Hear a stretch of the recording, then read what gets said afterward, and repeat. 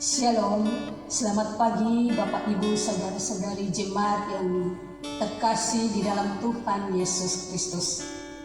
Kita bersyukur karena di hari ini kita diberkati oleh Tuhan sehingga kita boleh memasuki minggu Advent yang ketiga. Untuk mengawali setiap aktivitas yang akan terjadi di sepanjang hari ini, kita akan melandasinya dengan mendengarkan firman Tuhan. Marilah kita berdoa. Ya Bapa Surgawi, di pagi yang indah ini, ketika Engkau berkenan memberikan kami kesempatan untuk menikmati kehidupan di hari ini, itulah tanda bahwa Engkau mengasihi kami. Dan di hari ini kami boleh memasuki minggu Adventus yang ketiga, di mana sebagai umat yang percaya, kami sementara ada dalam penantian kedatangan Sang Mesias, Tuhan dan Juru Selamat kami. Oleh sebab itu, sebelum kami berkarya dan beraktivitas di hari ini, kami melandasinya dengan mendengarkan firman-Mu untuk menguatkan iman percaya kami dalam menjalani kehidupan kami. Urapi kami dengan urapan-Mu Tuhan, hikmat-Mu terjadi atas kami semua, sehingga melalui firman-Mu kami diberkati. Di dalam nama Tuhan Yesus, firman yang hidup, kami berdoa. Amin.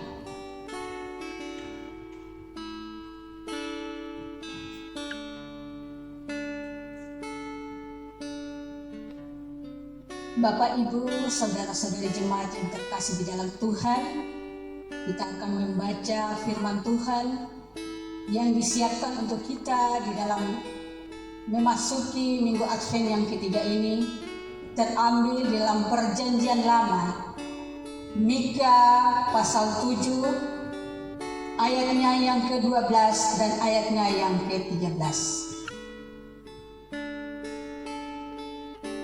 Yang berbunyi demikian.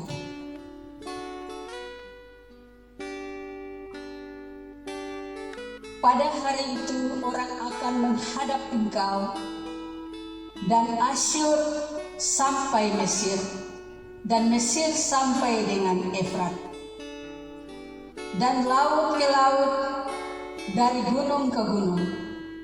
Tetapi bumi akan menjadi tandus oleh karena penduduknya sebagai akibat perbuatan mereka. Demikianlah firman Tuhan.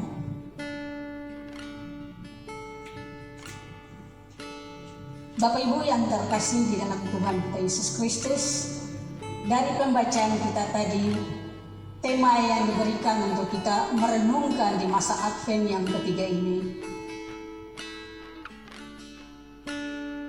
diambil dari ayat yang ke-8b, Tuhan menjadi terangku.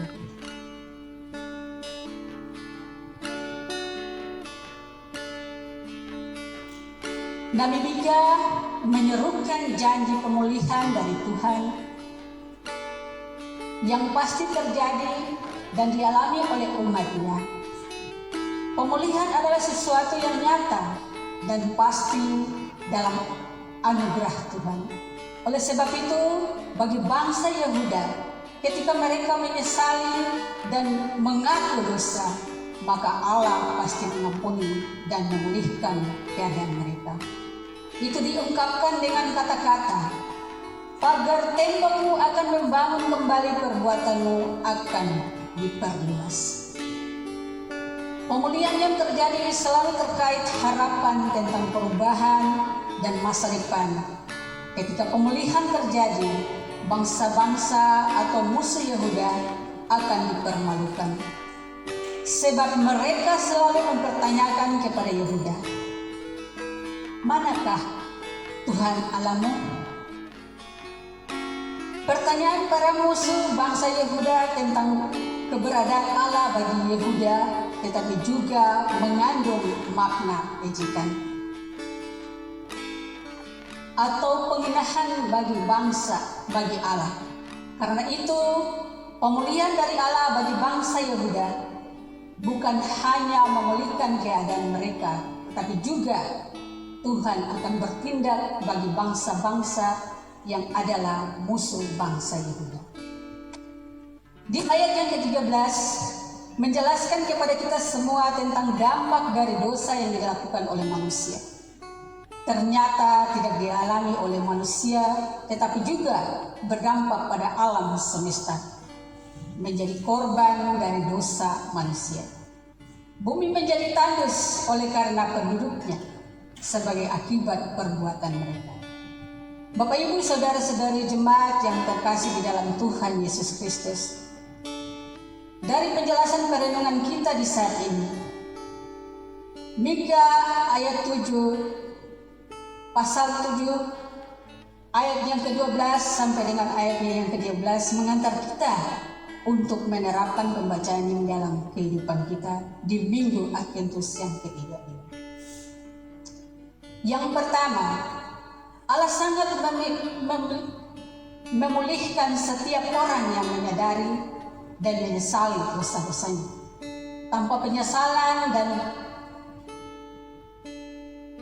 pengakuan dosa, kita tidak dapat menerima anugerah pengampunan dan keselamatan dari Tuhan. Pemulihan akan terjadi jika ada penyesalan dan pengakuan dosa dari setiap kita. Yang kedua, Allah kita di dalam Yesus Kristus adalah Allah yang menerima, mengampuni, dan membaharui setiap orang yang datang kepadanya. Dan yang ketiga, dengan mengevaluasi seluruh kehidupan kita di hadapan Tuhan, memperbaiki atau membenahi relasi kita dengan sesama, sehingga kita menerima pemulihan dirinya. Kita menerima pemulihan darinya, menghantar kita menyambut, memasuki dan merayakan Natal dengan sukacita dan syukur kepada Tuhan. Tuhan memberkati kita dengan firman-Nya. Amin.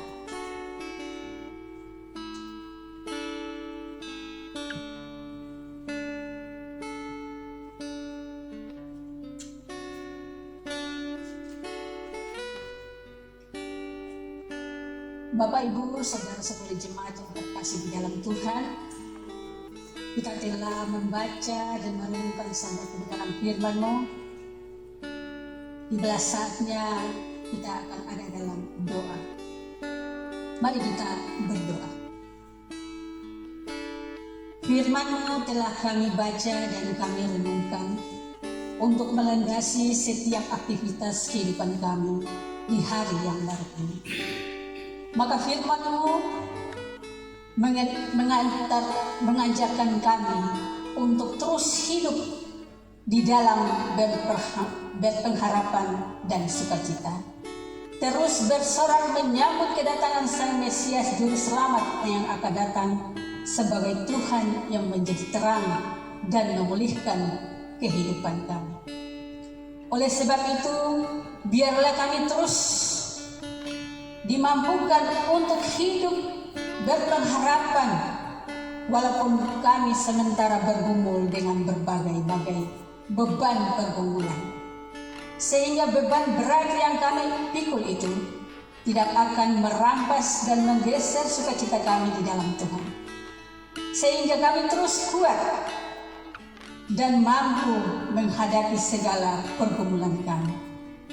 Di dalam masa raya Adventus yang ketiga ini, kami memohon kiranya Roh Kudus dan hikmat Tuhan terus menyertai perjalanan kehidupan kami, agar di dalam menata layani kehidupan kami sebagai suami, sebagai istri, bahkan sebagai orang tua dan anak-anak, di dalam peran dan tugas tanggung jawab kami, dalam kehidupan rumah tangga, juga dalam usaha dan kerja, serta pendidikan anak-anak kami.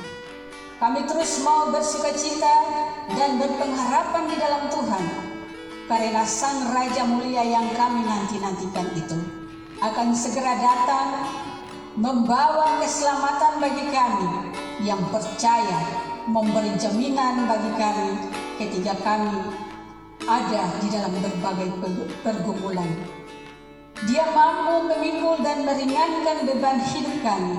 Oleh sebab itu, biarlah sebagai umat yang telah menerima kasih karunia Allah lewat kemerdekaan dari dosa, kami terus hidup mempertahankan damai sejahtera, sukacita, dan pengharapan kepada Tuhan, agar kami kuat mengalami kehidupan di hari-hari yang Tuhan anugerahkan bagi kami semua. Amin.